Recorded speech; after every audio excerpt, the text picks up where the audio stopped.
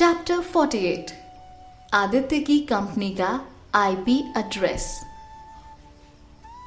अब उसका गरीबी की गंदगी में रहना बहुत हो चुका था। तान्या अब बड़े सपने, बड़े मकसद के साथ जिंदगी में आगे बढ़ना चाहती थी।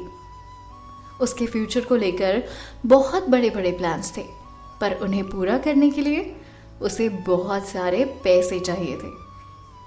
तान्या जब जॉब करती थी तब वो पूरे पैसे खर्च करने के मामले में बिल्कुल नहीं सोचा करती थी, क्योंकि वो जानती थी कि वो और पैसे कमा सकती है।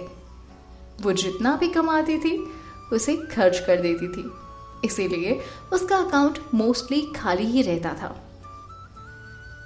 तब उसका सारा फोकस सिर्फ पैसे कमाने में था और फिर उसे खर्च करने में ही लगा रहता। उसे लगता था कि उसकी लाइफ में कभी पैसों की कमी का सामना नहीं करना पड़ेगा। उसकी पैसे बचाने की आदत बिल्कुल नहीं थी और वो अपना सारा समय सिर्फ और सिर्फ कंप्यूटर दुनिया में ही बिताती रहती थी। उसके हिसाब से उसका इस स्किल में मास्टर होना उसे कभी भी पैसे कमा कर दे सकता था। जब वो चाहे जितने पैसे चाहे वो कमा सकती थी, पर बुरी किस्मत ने उसे उसकी जायदाद से बेदखल कर दिया, अमीर से बहुत गरीब बना दिया और तब जाकर उसे पैसों की अहमियत पता चली। अब वो हर एक पैसे की कदर करना सीख चुकी थी। उन्हें खर्च ना करने के बजाय उन्हें संभाल कर रखना सीख चुकी थी। अब उसे और पैसे चाहिए थे। पैसे कमाना उसके लिए कोई मुश्किल काम नहीं था, पर थोड़े से समय में बहुत सारे पैसे कमाना काफी कठिन था।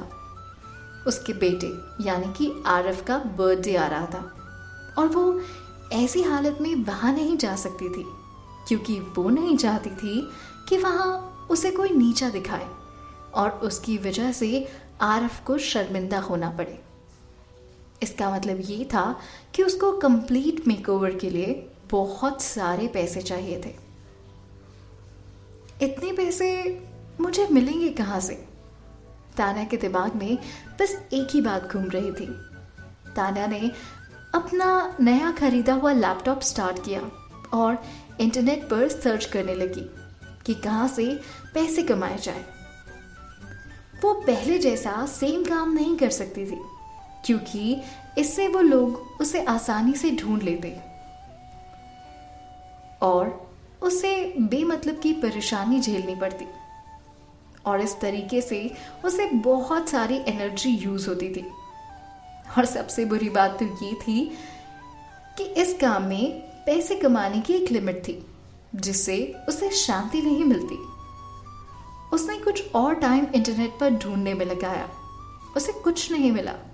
फिर उसने बबीता के पास जाकर अपनी बाकी की जायदाद मांगने का भी सोचा, पर उसे पता था कि वो बहुत जल्दी हो जाएगा और वहां बबीता के अलावा आरती भी होगी। उसे उन दोनों को नीचा गिराना था और उन्हें नीचा दिखाना था, इससे पहले कि वो उसके पापा की जायदाद पर पूरी तरह से कब्जा कर ले। इसलिए प्रॉपर्टी के मामले में जल्दबाजी नहीं कर सकती थी, पर तब तक उसके पास पैसे कहाँ से आते? अब भी ये सवाल बहुत बड़ा था। तान्या को कुछ समझ में नहीं आ रहा था, तो उसने एक हैकिंग फोरम पर जाना डिसाइड किया, जो उसकी शिकार भरी आंखों में अभी तक छुपा हुआ था। तभी उसे एहसास हुआ कि जो उस दिन उसने किया था उसकी वजह से पूरी हैकिंग कम्युनिटी में सिर्फ उसका ही नाम छाया हुआ है और सब उसे ही ढूंढ रहे थे।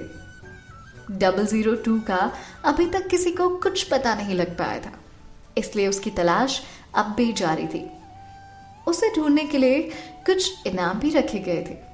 प्राइज मनी देखकर तान्या की आंखें खुली की खुली रह गई और उसने एक बार तो सोचा कि वो खुद को बेच ही दे और सबको बता ही दे कि वो ही है 002। वो खुद को शाबाशी देकर आगे देखने लगी। उसे बहुत अच्छा लग रहा था ये जानकर कि हर कोई हैकिंग कम्युनिटी में सिर्फ 002 के बारे में बात कर रहा था। तब उसने देखा कि उसको किसी ने चैलेंज किया है और विनिंग प्राइस है 1 करोड़ रुपए का। उसके पास कुछ और अच्छा ऑप्शन भी नहीं था, तो उसने वो चैलेंज एक्सेप्ट कर लिया। उसने एक अकाउंट यूज करके किसी के आईपी एड्रेस को हैक कर लिया, पर जैसे ही उसे एक्सेस मिला उसे बहुत पछतावा हुआ, क्योंकि जल्द ही उसे पता चला कि वो आदित्य की कंपनी का आईपी एड्रेस था 002 क्वेश्चन मार्क। अपोजिट पार्टी को उसकी मौजूदगी का एहसास हो गया। उन्होंने उसे उसी वक्त मैसेज किया, ये पूछते हुए कि क्या वही है 002। तभी तान्या को एहसास हुआ कि वो उसके लैपटॉप को हैक करने की कोशिश कर रहा था। इसीलिए तान्या अपने लैपटॉप में सिक्योरिटी लगाकर उसे बचा ली। उसे बचाने में लग चुकी थी और उसके करारे जवाब भी भेज चुकी थी। उत्सुकता बिल्ली को मार देती है, इसलिए या तो रुक जाओ, नहीं तो इस बात के लिए तुम्हें बहुत पछताना पड़ेगा। बहुत बड़ी बड़ी बातें करते हो। अब जब तुम मुझे पहचान गए हो तो क्या ये फेयर नहीं होगा कि मुझे भी पता चले कि तुम कौन हो। 002 के इस सवाल को सुनकर आदित्य हैरान था। 002 ने पूछा, तुम आदित्य ओबेरॉय हो? तान्या ने उससे सवाल पूछा, जबकि वो जानती थी कि हाँ, ये वही था। तभी आदित्य ने उससे कहा, 002, मैंने तुम्हारे बारे में बहुत कुछ सुना है और मैं बहुत इम्प्रेस भी हूँ। क्या तुम हमारी कंपनी के लिए काम करने में इंटरेस्टेड हो? इस सवाल को सुनकर तान्या भी वैसे स्तब्ध रह गई जैसे आप और मैं।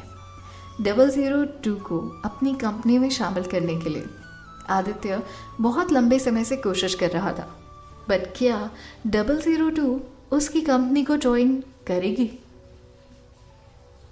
पता चलेगा आपको अगले एपिसोड में।